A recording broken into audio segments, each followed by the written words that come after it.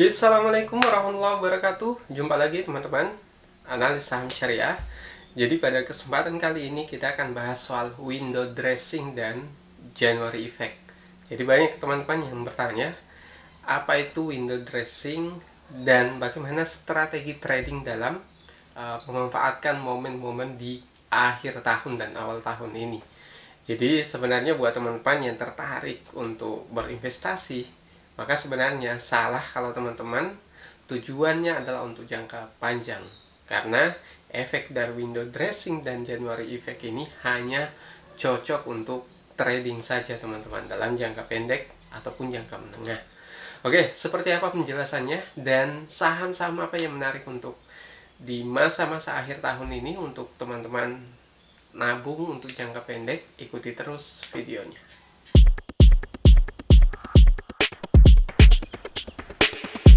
Oke teman-teman, analis saham syariah. Di kesempatan kali ini kita akan bahas soal window dressing dan January effect. Sebelum kita bicara lebih jauh, apa saja saham-saham yang menarik untuk kita beli di masa window dressing ini maupun menjelang January effect di bulan Januari nanti. Maka sebelum itu kita pahami dulu apa definisi dari window dressing dan January effect. Jadi window dressing ini diambil dari bahasa Inggris. Kalau window itu jendela, dressing itu kalau secara sederhana kita artikan mendandani atau mempercantik. Kenapa jendela? Karena jendela adalah sesuatu yang tampak dari luar, yang mudah dilihat oleh orang sehingga bisa dilakukan penilaian secara cepat, sekalipun faktanya mungkin tidak sesuai dengan apa yang kita lihat dari luar tersebut. Nah, sederhananya window dressing kalau kita terjemahkan secara bebas itu jadi mendandani atau mempercantik portofolio bagi fund manager, sedangkan bagi perusahaan terbuka itu mereka akan mendandani atau mempercantik tampilan laporan keuangannya. Seperti apa strateginya? Jadi bagi fund manager, ketika mereka melakukan window dressing, maka mereka akan berusaha bagaimana tampilan portofolio. Misalnya fund manager untuk reksadana saham, mereka akan berusaha melakukan serangkaian strategi untuk membuat tampilan portofolio saham mereka menarik, di mana saham-saham yang mereka beli tampak untung. Nah, caranya ketika ada saham-saham yang rugi besar, mereka akan menjual saham tersebut dan kemudian mencari saham yang kemungkinan akan naik dalam jangka waktu pendek. Jadi tujuannya apa? Jadi ketika mereka menyajikan laporan portofolio mereka, maka investor akan melihat bahwa kinerja dari perusahaan tersebut tampak menarik atau menguntungkan, sehingga mereka akan tertarik untuk berinvestasi. Adapun dalam laporan keuangan, ketika perusahaan terbuka tersebut melakukan window dressing, maka mereka akan menyajikan laporan keuangan yang tampak menarik. Di antara strategi yang bisa mereka lakukan adalah menunda pembayaran misalnya, sehingga tampak bahwa pengeluaran mereka sedikit dan laporan penjualannya akan tampak menarik.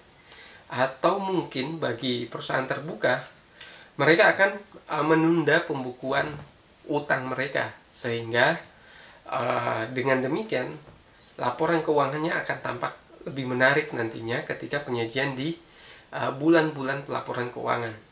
Nah, ini juga perlu teman-teman ketahui, kalau untuk efek window dressing itu untuk laporan keuangan lebih banyak terjadi di bulan Oktober, karena penyajian laporan keuangan kuartal 3 itu ada di bulan Oktober dan juga di bulan Maret. Karena untuk laporan keuangan kuartal 4 atau laporan keuangan tahunan itu batas akhir pelaporannya di bulan Maret. Nah, untuk fund manager mereka akan melakukan itu di akhir-akhir tahun, sehingga biasanya di bulan-bulan Oktober mereka akan mulai melakukan window dressing ini, yaitu menjual saham yang mengalami kerugian besar dan mencari saham yang punya potensi naik dalam jangka waktu pendek, sehingga sekalipun rugi di satu saham, mereka akan untung di saham yang baru mereka beli. Tapi biasanya bagi fund manager yang salah melakukan strategi ini, Mereka hanya akan terlihat menarik portofolionya di dalam jangka pendek, tapi tidak dalam jangka panjang. Sehingga teman-teman harus berhati-hati, terutama untuk teman-teman yang membeli reksadana saham, maka sebaiknya lihat dalam jangka panjang. Jadi jangan melihat portofolio mereka atau kinerja mereka dalam jangka pendek saja. Nah, itu gambaran soal strategi window dressing bagi fund manager dan bagi perusahaan terbuka dalam hal mendandani laporan keuangan maupun portofolio mereka. Nah, selanjutnya saham-saham apa yang menarik kita beli di masa-masa seperti ini. Jadi teman-teman, untuk memanfaatkan momen window dressing dan January effect ini, teman-teman sudah bisa mulai membeli saham di bulan-bulan Oktober, November biasanya akan mulai turun lagi. Bagi value investor sebenarnya menariknya di saat saham tersebut turun di bulan November, di bulan ini. Sehingga ketika bulan Desember efek dari window dressing ini mulai terjadi, maka sahamnya akan mulai naik. Nah, saham-saham apa saja yang menarik? Jadi teman-teman kalau mau mencari saham, maka cari saham yang kapitalisasi pasarnya besar.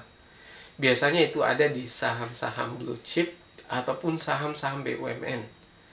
Saham-saham blue chip itu mungkin teman-teman kalau soal definisi itu terlalu luas.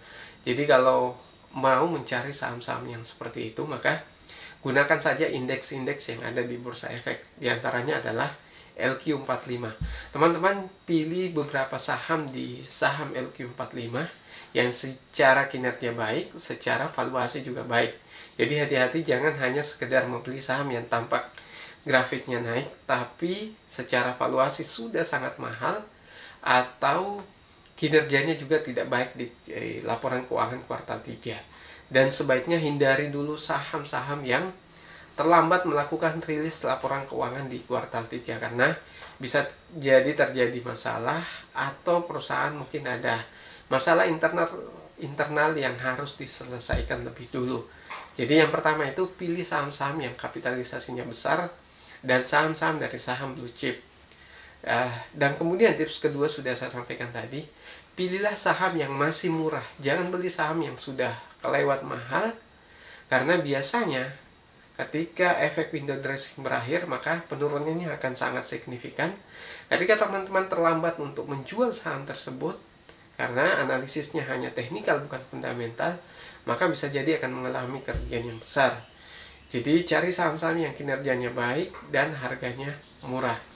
Kemudian yang perlu dipahami buat teman-teman yang mengejar saham-saham dari efek window dressing maupun January effect ini, sebaiknya tidak berpikir untuk melakukan investasi jangka panjang, karena biasanya efek dari January effect ini akan berakhir di bulan-bulan Februari. Biasanya di akhir Januari sudah mulai ada yang turun. Di Februari itu biasanya sudah banyak sekali saham-saham yang mulai turun kembali. Dan di bulan Maret, teman-teman saya sarankan untuk tidak mulai lagi membeli saham. Tunggu laporan keuangan kuartal 4-nya. Dan kemudian masuk lagi ke istilah go sell on May and go away. Jadi jual saham-saham di bulan Mei dan tunggu kelanjutan selanjutnya di laporan keuangan kuartal 2 berikutnya. Jadi teman-teman, itu strategi dalam menyiasati efek dari window dressing maupun January effect. Selain itu, tips lainnya dalam hal window dressing dan January effect ini, pastikan teman-teman tahu histori dari kenaikan atau pergerakan harga saham tersebut di setiap akhir tahun dan awal tahun. Jadi teman-teman harus membaca grafik saham tersebut, lihat dalam kurun waktu 3 tahun terakhir apakah selalu terjadi seperti itu atau tidak. Jangan sampai saham-saham yang teman-teman anggap kinerjanya baik, kemudian valuasinya murah, tidak mengalami efek window dressing tersebut di akhir tahun maupun January effect di awal tahun, teman-teman. Jadi kembali lagi ke historinya, lihat histori grafik dari saham tersebut selama kurang waktu 3 tahun terakhir. Dan teman-teman juga harus tahu bahwa tidak selamanya saham yang mengalami efek window dressing maupun January effect di tahun-tahun sebelumnya itu juga akan mengalami hal yang sama di tahun ini. Jadi teman-teman, dalam hal ini kita kembali lagi ke fundamental perusahaan tersebut. Apa perusahaannya berkinerja baik di laporan keuangan kuartal terakhirnya atau tidak? Apakah sahamnya masih murah, misalnya PBV-nya di bawah 1, atau secara histori misalnya PBV-nya selalu dihargai misalnya 3 kali, tapi kali ini PBV-nya hanya 1 kali, maka itu kita anggap murah. Tapi lihat historinya beberapa tahun yang lalu, apakah memang seperti itu kenyataannya? Kalau tidak, maka teman-teman harus jeli memilih saham yang betul-betul mungkin akan mengalami kenaikan harga di akhir tahun dan awal tahun ini. Dan yang terakhir, tetap waspada buat teman-teman yang melakukan trading di akhir tahun maupun awal tahun. Tetap harus memperhatikan indeks harga saham gabungan. Jadi jangan sekali-sekali trading kalau IHSG pada saat itu mengalami penurunan, entah itu karena mengejar efek window dressing maupun January effect atau rilis laporan keuangan, karena ini tujuannya adalah untuk strategi jangka pendek atau strategi trading jangka pendek, sehingga indeks harga saham gabungan sangat penting untuk dijadikan acuan. Apakah harga-harga saham tersebut secara umum naik signifikan atau tidak? Kalau misalnya ternyata saham sedang mengalami penurunan, ini dalam artian bahwa efek window dressing ataupun January effect ini tidak terjadi karena mungkin ada isu yang sangat signifikan sehingga banyak investor yang memilih untuk tidak melakukan investasi, sehingga banyak saham yang tidak mengalami kenaikan bahkan penurunan, maka sebaiknya hindari dulu untuk melakukan trading.